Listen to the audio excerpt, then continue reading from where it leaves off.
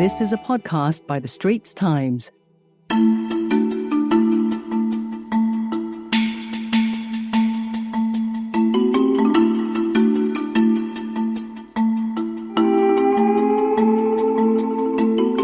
You're listening to In Your Opinion, a podcast series by the Straits Times. I'm Ernest Luis.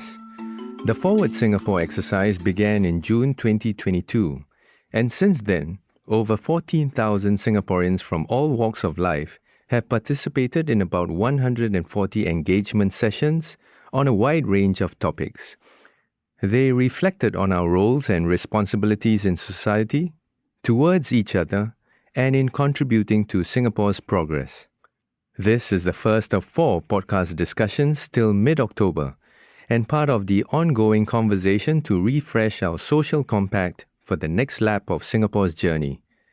Broadly speaking, a social compact is a shared understanding of everyone's roles in society and how all of us relate to one another. This podcast is brought to you by the Ministry of Communications and Information in support of Forward Singapore. In this episode, we've invited 3 guests to the studio. First up is a policy expert, a Deputy Secretary for Workforce at the Ministry of Manpower, Kenny Tan. Welcome to the show, Kenny. Thanks, Ernest. Glad to be here. Next, we have Ivan Lua, who was once an Air Force officer for 14 years. He made a successful career transition to his current role as Information and Cybersecurity Risk Specialist at Standard Chartered Bank, Singapore. Ivan? Thanks, Ernest. Good to be here. Good to have you here, Ivan. Then we have Keith Ng, the CEO of Performance Rotors, a company that was started in 2016 to build drones and develop robotics solutions for data acquisition in GPS-denied and confined space environments. Keith, glad to have you joining us. Thank you for the invite. Happy to be here. Now, Kenny, let's start with Ministry of Manpower, MOM's biggest findings from its Forward SG sessions. What were some of them? Maybe you can share with us. So I've been working on the Empower pillar of Forward Singapore. Empower is really about refreshing our social compact when it comes to jobs and the economy. So as you can imagine, there's been a wide range of views, but 3 points have really stood out to me personally from these engagements.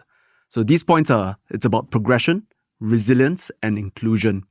So the first point is about progression. Let me explain. So we've heard, for example, from fresh graduates who are excited to enter the world of work, but they want advice and guidance how to make better career decisions. We've also heard from mid-career workers who are looking at the new emerging areas in the economy, like the green economy, for example, and they're thinking, how can I get into some of that action? So they also want support for upskilling and making career switches. The second area is about resilience. Not everybody wants to keep climbing up the career ladder. So some, maybe they're content where they are, but they also see that the world is changing around them, changing quite quickly. So they're also thinking, how can I stay employable? How can I get fair opportunities to work as long as I want to? That's one set of feedback. The other set of concerns we've been hearing have to do with retrenchments. So with, again, the pace of change, some people may be retrenched, left behind, especially for those with lower incomes. Perhaps this will have a much greater toll on them financially or even mentally. So how can we help them to bounce back and get back up on their feet? The last point that has really stood out to me has to do with inclusion. So the Singaporeans we've been speaking to are not just thinking about their own careers, but also about the economy as a whole. So how can we have an inclusive economy where nobody gets left behind or gets left out? So this has a few dimensions, right? For example, how about people who are good with their hands, right? The makers, the fixers. When we look at skilled trades like electricians, plumbers, carpenters, how can we make sure that these skilled trades also offer good career progression and wages for tradespeople? How about essential workers? How about caregivers, senior workers? So these are 3 areas that have really come true to me from the engagements: progression, resilience, and inclusion. I think these are areas that we will need to continue to work hard on as we look at the next bound of Singapore's growth. Ivan, let's bring you in here. You're 36 now, but how old were you when you decided on a career transition, and why? After all, being an Air Force officer, to many people, that is the stuff of Top Gun dreams, right? Many Singaporeans would have thought you'd stay longer in the force. I actually came across the TFIP program when I was 34. The program, having different domains, actually sought to build a pool of local talents in the finance industry.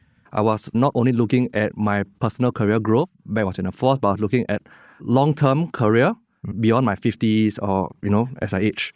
So coming from the military, I cherish that sense of duty and purpose. So with the deeper integration of the digital world to the way we live our daily lives, and with the accompanying sharp rise in cybercrime, I felt that there will be an increased demand in cyber professionals, especially in cybersecurity and tech-skilled professionals as well. So there'll be no better time to get involved. And also with COVID-19, I felt that job resilience would be an important factor in the finance industry. Okay. Ivan, you were about what, 34? 34. When you decided on this change, you're 36 now. So yes, Kenny, after hearing Ivan's background, I mean, it looks like we're talking, as you said earlier, adaptation, making use of new opportunities in one's career. I mean, it's not just an issue faced by older workers in their late 40s or 50s anymore, right? I thought to answer this question, it's important that I take a step back and look at the bigger picture. So if you look at what is influencing the future of our economy and the future of work, really there are two big megatrends. These will not sound surprising, right? So the first is technology. It's not just technology, but it's about the pace of technological advancement and adoption. So if you look at ChatGPT, now it's a household name. And it's a household name because it has been adopted so quickly. It took about 2 months for ChatGPT to get 100 million users. Right. You compare that to WhatsApp. That took 42 months, so about 20 times longer. And you compare that again to the internet, that took about 7 years. So it's really about the innovation cycle getting shorter, getting faster. And what this means is really businesses and jobs are really changing. So again, going back to ChatGPT, it's created a new job called prompt engineer. This job never existed before, it's a new job. But even as we see this new job emerge, already we are seeing the next generation of large language models being able to craft their own prompts. So if you think about it, somebody who joins the labor market today as a prompt engineer, would they retire 40 years later as a prompt engineer? My bet would be they would not. Yeah, what's a prompt engineer? So a prompt engineer basically is somebody who crafts the prompts that you input into a large language model, right? So it's about giving the right inputs and right context to generate an accurate response. And that's become a bit of a new job, but really that will change as the language models get smarter at understanding natural languages and also at crafting their own prompts. So that's an example, I think, about how jobs are changing, but changing very quickly. The second trend, again, isn't familiar to most of us, is longevity. So we are living longer, healthier lives. So Professor Linda Gretton, she's a London Business School professor. She's written about this thing called the 100-year life. And her argument really is that once you live that long, attitudes towards work are going to change radically. And she argues that the traditional 3-stage life, so full-time studies, full-time work, then full-time retirement, this will give way to what she calls the multi-stage life. So rather than working continuously for 40 years, really we will see actually people moving into more flexible working arrangements where work is interspersed with periods of learning, reinvention, leisure even, caregiving. So what happens when you put these two trends together? It means that, the concept that many have today of a single linear career path, right? In one's working life, actually this will not be so realistic going forward and actually not even that desirable going forward. So back to Ivan's example then, so really the idea of then, being more agile in your career, making pivots along the way, actually we expect this to become the norm going forward. Ivan, what were the challenges that you faced? I'm pretty sure you had some reservations as you decided, should I leave this solid career behind? Yeah. Yeah, definitely. When I was considering my path and considering where I could go, there were definitely a few concerns that I had. The first one being relevance to the corporate world, to a corporate employer.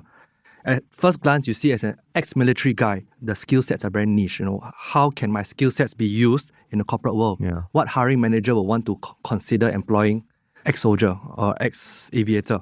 The next one will be the skill sets and knowledge that will be in demand to the industry. So as mentioned, coming from the military, in terms of skill sets, there are a few different pillars, right? You have your technical and vocational aspect, your maybe weapon handling, your flying skills. Then there's also your officership, your leadership or staffing aspect, where it's how you communicate with leaders, deliver on projects, and do office work or to lead people and to manage projects. So it really took time and effort to distill down my 14 years of experience to where I could use to market my value proposition to my future employer. It was a difficult process to try to identify that. At the same time, to get your confidence up, right? Exactly, right? You need to know how to value yourself. Yes. The next one will be starting from scratch. Means plenty of relearning, steep learning curve. During your previous career, you have gone through the grind of being a junior position holder working long hours, long days. And then when you make this career switch, that thought will come into your mind, right? When you make this career switch, you need to humble yourself to say, okay, I'm trying something new. Let's go through the grind again to build expertise and credibility in my new job. And I think the next most relevant is a financial reset, right? Having been in your previous job for many years, you would have built an income that is comfortable for you. And when you do this career transition, sometimes your thought of resetting your salary ladder, starting from the bottom again, will cross your mind. Can I feed my family? Can I continue to meet my life goals?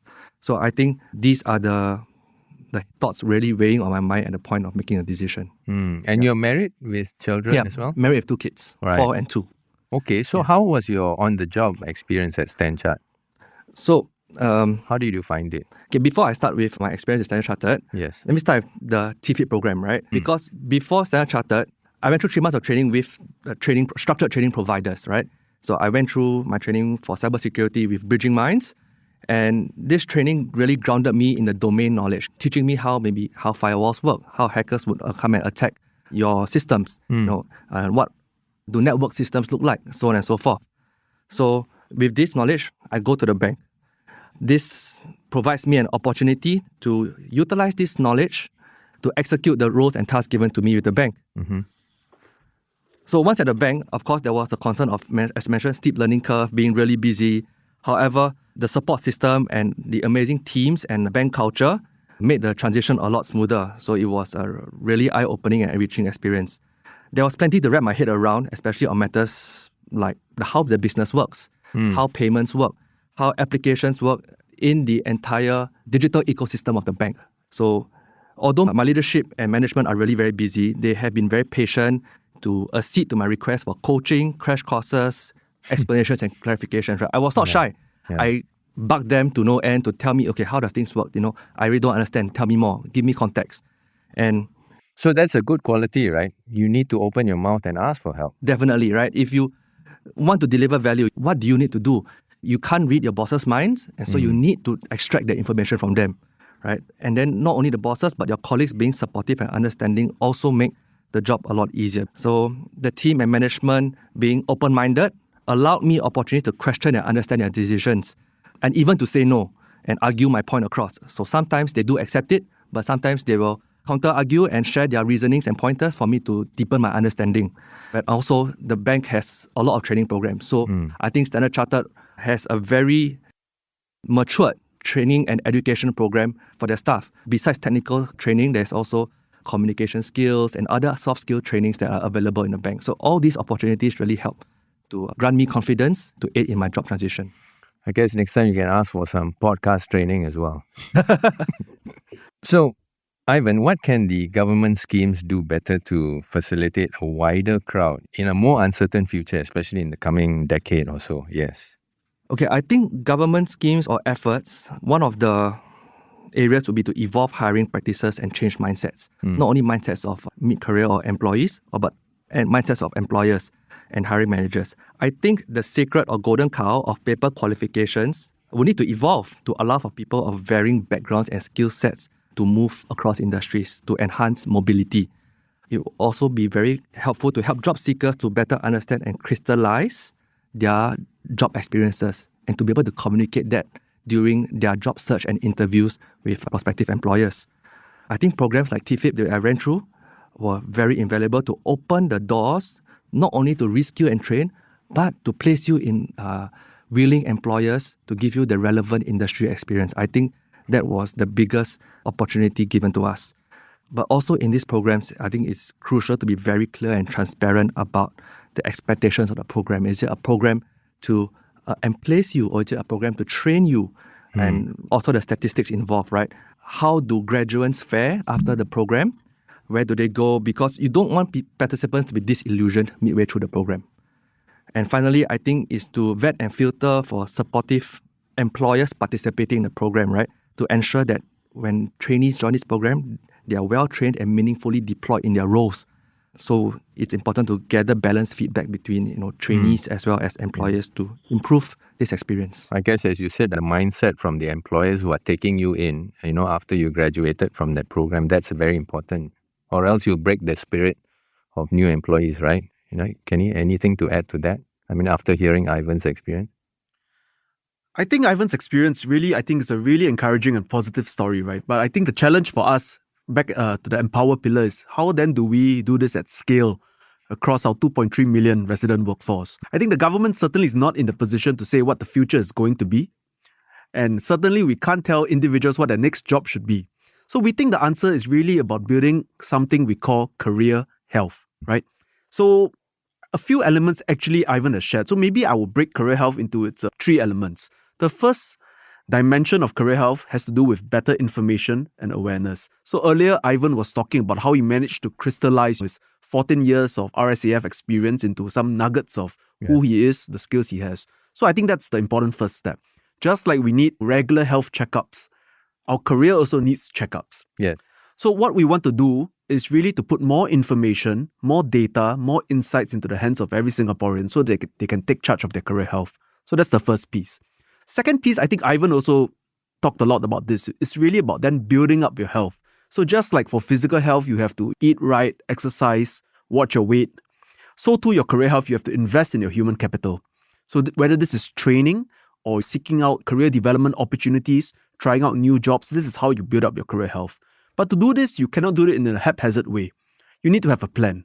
So we are also looking at how we can make career guidance, good quality career guidance, more accessible to the broad middle of Singaporeans to support their career planning and career switches. The third part, Ivan hasn't spoken about this yet, and I hope perhaps he doesn't have to, and that is even with the best healthcare regime, you will still fall sick, and sometimes you can still fall seriously sick. So I spoke earlier about the pace of economic restructuring and transformation. Some people, through very little fault of their own, will find themselves retrenched, displaced, right? So the key is really how can we build a support system to help displaced workers to bounce back, get back on their feet. So I think this is the third element of career health. So these 3 things, I think, is how I think government can build a support structure, working closely with employers and workers themselves to take charge of their career health and help us to, as Ivan says, encourage labor mobility and help our economy to continue to grow. Great points there, Kenny, on career health. Find us on Apple, Spotify, Google Podcasts, or via the Google Voice Assistant and Amazon Alexa-enabled devices. And now back to our podcast episode. Back to our conversation with our 3 guests on the Forward Singapore discussion of jobs, support, reskilling, and the importance of maintaining one's career health at a younger age. This podcast is brought to you by the Ministry of Communications and Information in support of Forward Singapore. So Keith, you're the CEO of Performance Rotas. In a nutshell, tell us what your company does. Right, so basically we develop drone solutions to take over inspection in dangerous spaces. So for example, in confined space where it's dangerous because of gas or flammable, you don't want people to go in there. So what we do, we develop robotic solutions to carry out the inspection so that the human inspector don't have to be put at risk. Right. So that's essentially what we do. Okay. Okay.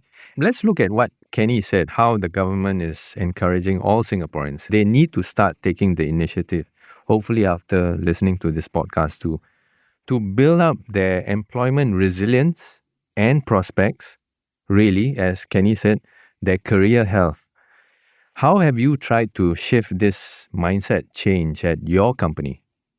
I think thankfully there was no shift needed because it is something that we have in place since inception. So in our company, from the onset, we practice this. At every town hall, at every annual appraisal, we tell our guys, go out there, identify what are the causes you need.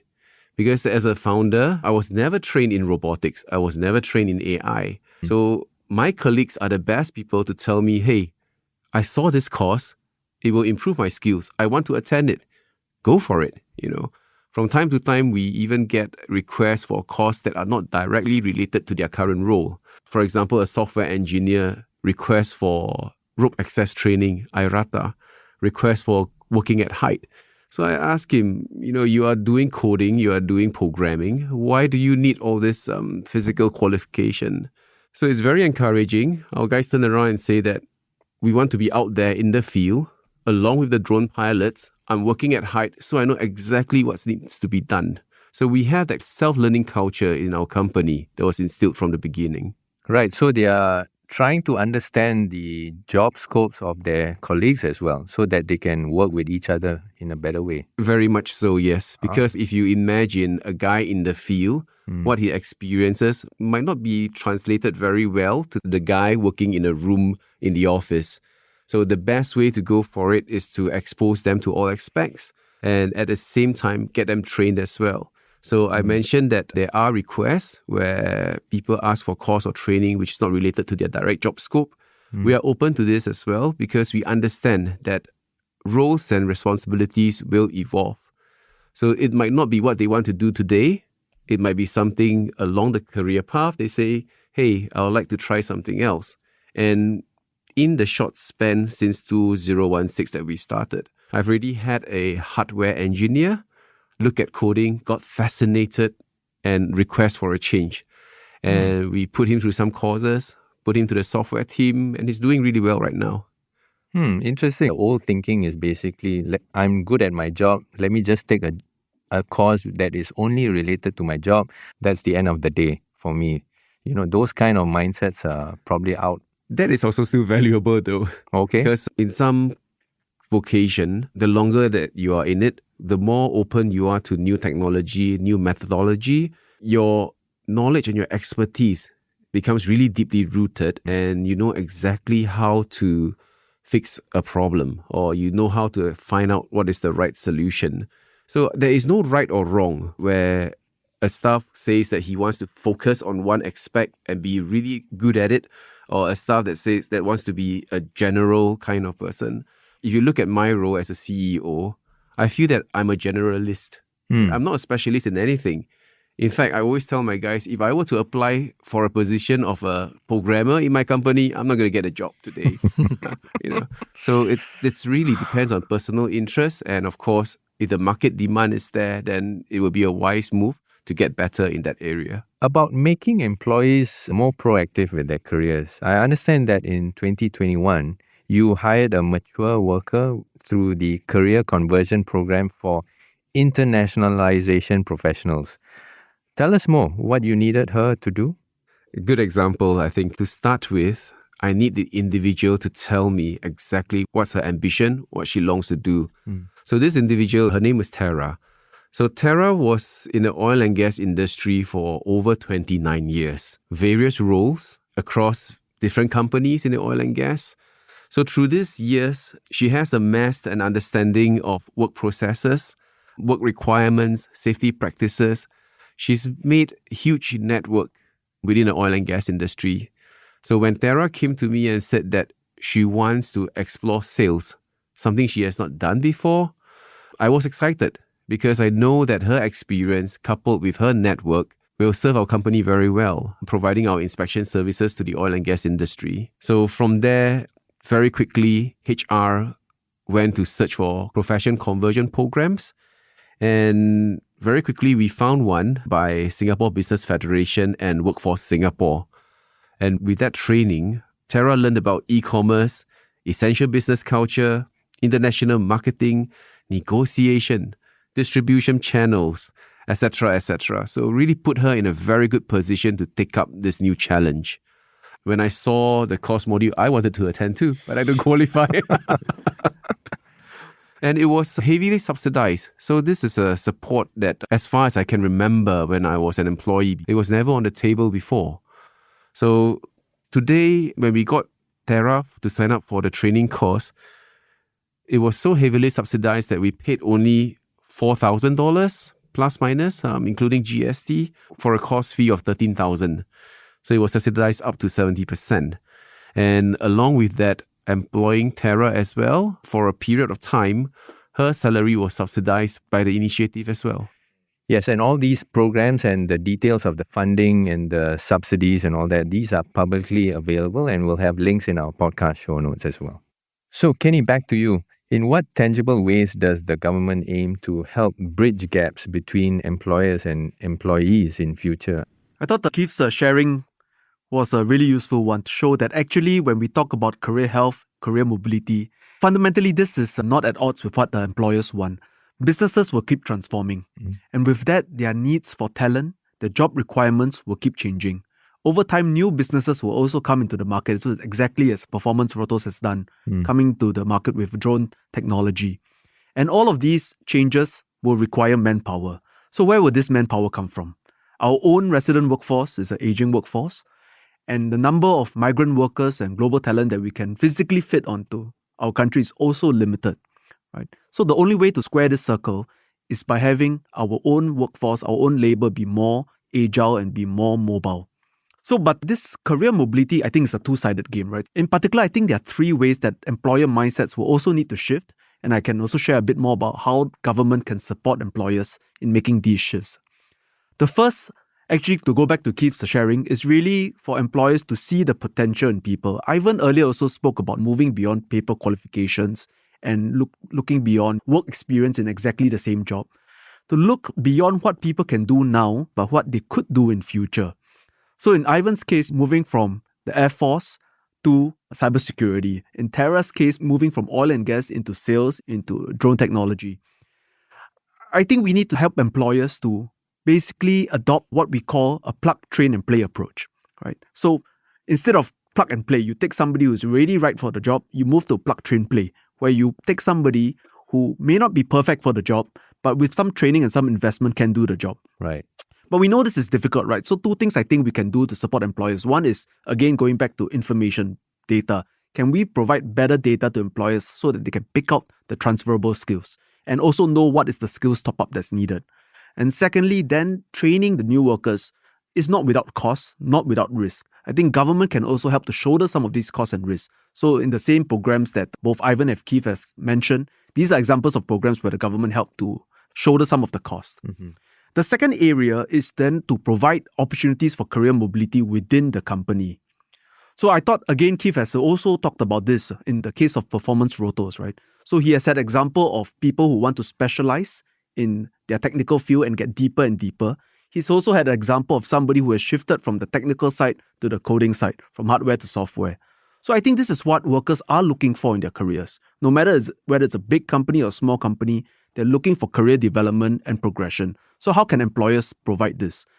When a business unit restructures, for example, does the employer immediately think of a fire and hire strategy? When you set up a new business unit, do you immediately look to the market to hire?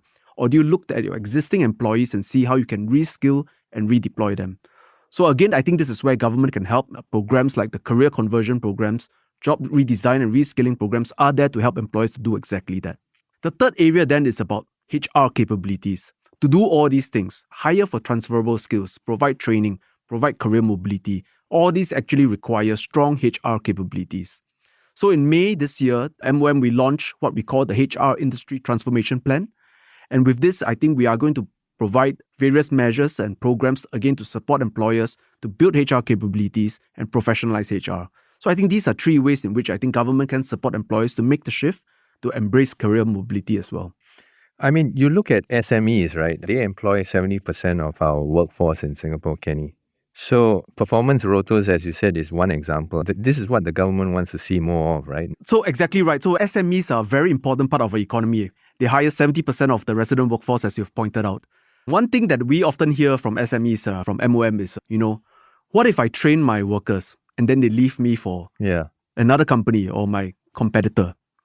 Actually, there's a quote that is supposedly attributed to Henry Ford. It says, the only thing worse than training somebody and having them leave is not training them and having them stay. So actually, if you look at it, what are the challenges that many of our SMEs face? Two things. One is productivity, and the second is attracting and retaining talent. Actually, the way to tackle both of these problems is really to transform the job, right? To increase productivity, and then to provide career development, training for workers, making you a more attractive employee. So I think this is how we can help SMEs. We know this is difficult. So I think the government can help in two ways. The first is how to transform jobs. So since 2019, we have been funding these things we call jobs transformation maps. I just want to give you an example. The latest one we launched is the jobs transformation map for hotels, right? So how it works is we look at what is happening in the hotel industry and how jobs are changing. And it goes into very specific details. So we take reservations agents, for example. Right. Currently, today, it's changing, but in many cases, many of these reservation agents in hotels, they handle reservations and enquiries very manually. A lot of data entry, calls, and so on and so forth. Actually, looking forward, the medium term, 3 to 5 years, the job of a reservations agent can change quite a lot, right? So the study estimates that maybe 70% of the tasks can be automated. Online booking systems, chatbots, and so on and so forth. Then it raises an opportunity for businesses. What can you do if your workers have 70% more capacity?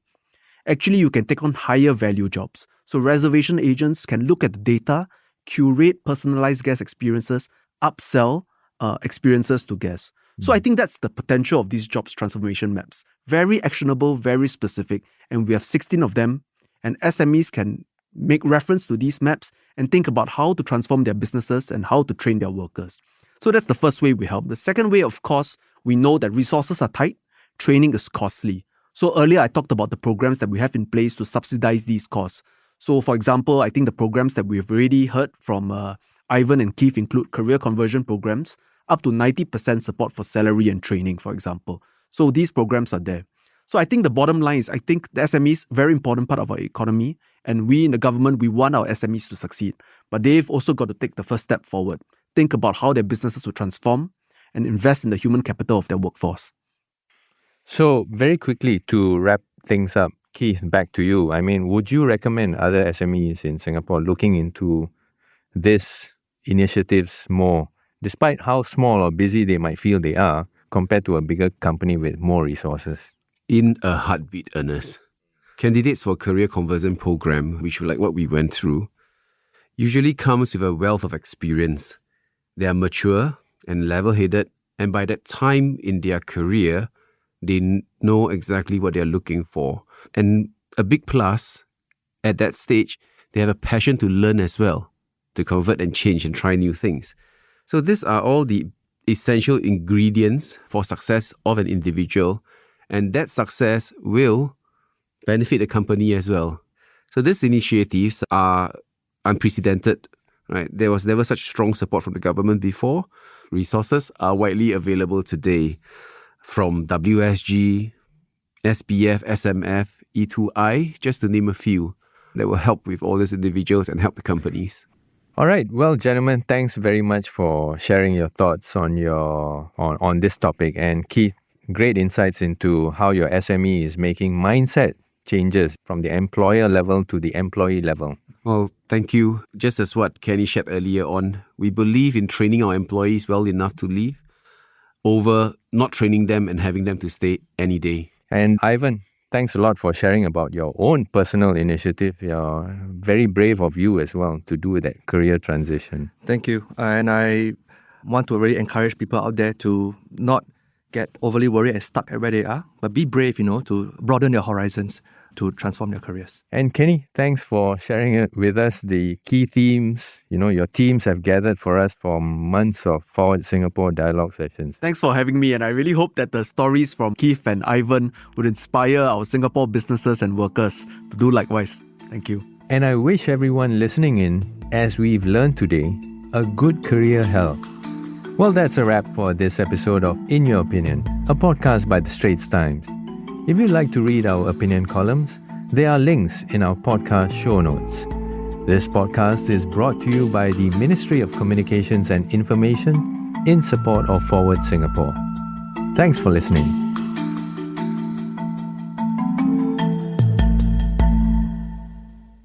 That was a podcast by the Straits Times.